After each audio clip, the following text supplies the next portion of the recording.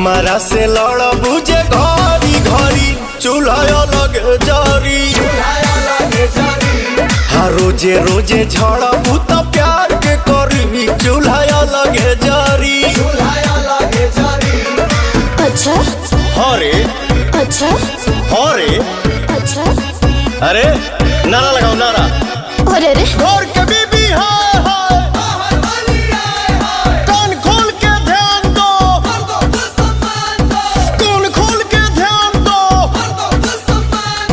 अब गाना गाओ गाना गाओ।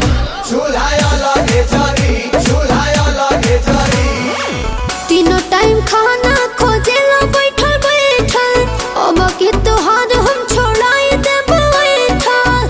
तो सुनिए श्रीमती जी मैं भी कम नहीं हूँ। बोलिए ना। जल्दी